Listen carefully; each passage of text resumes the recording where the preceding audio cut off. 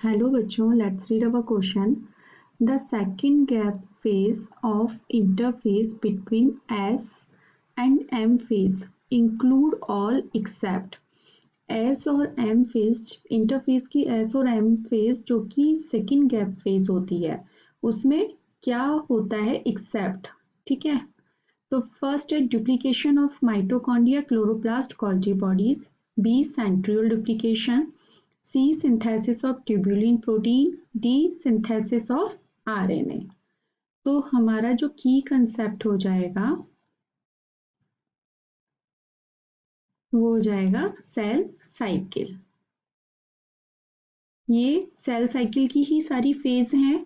तो हमारा जो फर्स्ट फेज होती है वो होती है G1, उसके बाद आती है आपकी S, उसके बाद आती है G2 और उसके बाद आती है M फेज. तो ये क्या बोल रहा है, बिटवीन एस और एम फेज, एस और एम फेज के जो बीच में कौन सी फेज है, G2, इसके बारे में हमें बताना है. तो हम पहले देख लेते हैं एस फेज में क्या होता है आपका डीएनए रेप्लिकेशन. डीएनए रेप्लिकेशन होता है और क्या होता है सेंट्रियोल रेप्लिकेशन. सेंट्रियोल का जो रेप्लिकेशन होता है वो किस फेज में होता है, एस फेज में. सेंट्रियोल रेप्लिकेशन बोल सकते हैं या सेंट्रियोल डुप्लीकेशन भी बोल सकते हैं. अब इसमें क्या होता है, सेंट्रियोल किस में हेल्प करता है, जो ये सेंट्रियोल होता है, सेंट्रियोल जो होता है एस फेज में इसका डुप्लीकेशन हो जाता है. उसके बाद ये किस में हेल्प करता है, सेल डिवीजन में हेल्प करता है बाय ऑर्गेनाइजिंग स्पिंडल फाइबर्स. क्या करता है ये, help in cell division, help in cell division by organizing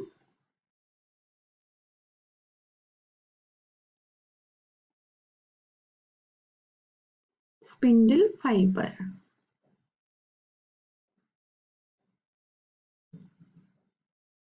ठीक है, अब सेंट्रियोल का जो डुप्लीकेशन है इस फेज में हो रहा है, जिससे कि क्या होगा, 4 सेंट्रियोल बन जाएंगे सेल डिवीजन से पहले ही. ठीक है, और ये जो सेंट्रियोल होता है ये कहाँ मिलता है, that lie near the nucleus in the cytoplasm. तो साइटोप्लाज्म में इसका रेप्लिकेशन होता है. ओके, साइटोप्लाज्म में इसका रेप्लिकेशन होता है. एस फेज में ये होता है. अब G1 फेज की हम बात करें तो एस फेज में डीएनए रेप्लिकेशन के लिए जितने भी एंजाइम्स चाहिए हमें, जितनी भी सेल्स चाहिए, वो सब कहाँ कब बनती है, G1 फेज में बनती है. या आपका जो आरएनए बनता है वो किस में बनता है, G1 और G2 दोनों फेज में बनता है. तो हम ये कह सकते हैं G1 फेज में क्या होती है, एक आपका तैयारी करने की प्रिपरेशन फेज होती है वो. ठीक है, तो इसमें क्या क्या होता है, सिंथेसिस ऑफ mRNA या RNA, protein that is required for the subsequent steps, proteins required for subsequent steps. ठीक है, इसमें आपका सेल का साइज भी क्या होता है, इंक्रीज होता है. अब हम बात करते हैं G2 फेज की. G2 से पहले हम M फेज को बता देते हैं. M फेज क्या होता है, M फेज में आपका माइटोसिस, यानी कि ये जो फेज होती है एक तरह से आपकी किसकी होती है, सेल डिवीजन की फेज होती है. ठीक है, ये जो इंपॉर्टेंट जो फेज होती है वो होती है M फेज. अब एम फेज के लिए जितने भी एंजाइम्स, प्रोटीन या जितने भी ऑर्गेनल्स का डुप्लीकेशन होना होता है वो सब किस फेज में होता है, G2 फेज में होता है. तो there is overall cell growth and protein needed for the cell division like tubulin are synthesized. तो मतलब ओवरऑल क्या होता है, इसमें सेल ग्रोथ होती है एंड प्रोटीन सिंथेसिस होता है, प्रोटीन सिंथेसिस। अब यहाँ पे हम अलग से बात कर लेते हैं G2 फेज की। G2 फेज में क्या क्या होता है आपके, जितना हमने बताया कि सेल ग्रोथ होती है, सेल का साइज बड़ा होता है और काफी तेज फास्ट रेट से होता है, ठीक है, काफी अच्छी रेट से सेल का साइज बड़ा होता है। प्रोटीन्स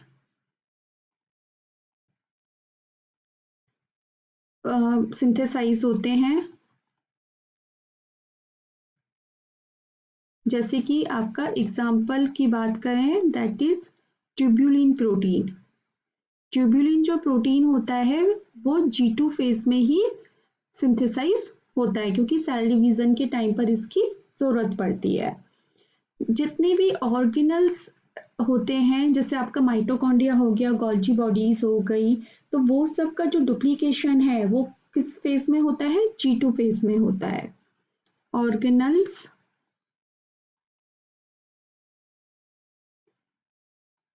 डुप्लीकेशन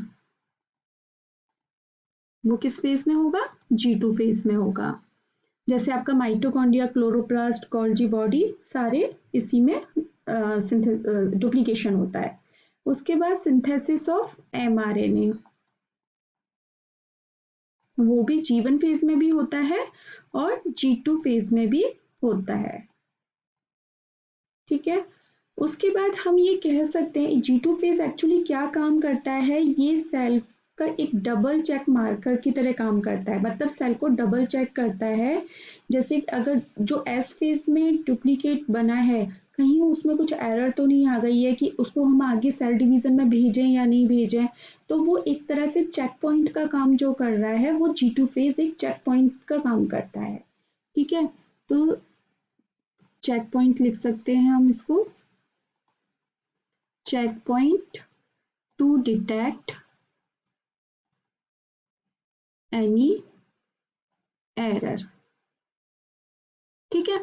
तो इसीलिए G2 फेज जो होता है बहुत इंपॉर्टेंट फेज होता है कि डीएनए रेप्लिकेशन के बाद अगर कोई एरर आई है तो उसको या तो वो अगर वो रिपेयर हो सकती है तो ठीक है, नहीं तो उसको वापस से G1 फेज में भेज देते हैं। तो G2 फेज एक तरह से इम्पॉर्टेंट फेज है कि आगे उसको रिपेयरिंग की, मतलब सेल आपकी जो माइटोसिस के लिए जा रही है वो पूरी तरह से हेल्दी है या नहीं है, एक तरह से बोल सकते हैं कि पूरी तरह से सही है या नहीं है। तो वो सब किस में होता है, फेज में, G2 फेज में होता है। तो चलिए अब हम अपने ऑप्शंस देख लेते हैं। Duplication of mitochondria, chloroplast, Golgi body, यहाँ पर हमारी S और M फेज के बीच की जो फेज है, मतलब G2 की बात हो रही है। हमने बताया G2 फेज में डुप्लीकेशन ऑफ ऑर्गेनल्स होता है, यानी कि माइटोकॉन्ड्रिया, क्लोरोप्लास्ट और गोल्जी बॉडी। तो हमने ये बताया था कि आपके ऑर्गेनल्स जो डुप्लीकेशन होता है वो किस में होता है, G2 फेज में होता है। तो हमारा ये जो ऑप्शन है ये बिल्कुल सही है। सेकेंड ऑप्शन है सेंट्रियोल डुप्लीकेशन। तो सेंट्रियोल जो डुप्लीकेशन होता है वो किस में होता है, हमारा S फेज में होता है, सेंट्रियोल रेप्लिकेशन या सेंट्रियोल डुप्लीकेशन। तो हमारा ये ऑप्शन क्या हो जाएगा, रॉन्ग हो जाएगा। थर्ड है सिंथेसिस ऑफ ट्यूबुलिन प्रोटीन, तो ये बिल्कुल सही है। ट्यूबुलिन प्रोटीन का जो सिंथेसिस है वो कहाँ हो रहा है, हमारा G2 फेज में हो रहा है। तो हमारा ये ऑप्शन भी एकदम करेक्ट है। सिंथेसिस ऑफ आरएनए, तो ये भी हमारा बिल्कुल सही है, सिंथेसिस ऑफ आरएनए या आरएनए। तो हमारा ये ऑप्शन भी बिल्कुल करेक्ट है। तो हमें इनकरेक्ट देखना है, तो इनकरेक्ट कौन सा है, हमारा सेंट्रियोल डुप्लीकेशन, जो कि S फेज में होता है, G2 फेज में नहीं होता है। तो जो हमारा आंसर बनेगा वो बनेगा ऑप्शन बी। आई होप आपको ये आंसर समझ में आया होगा। Thank you so much, all the best.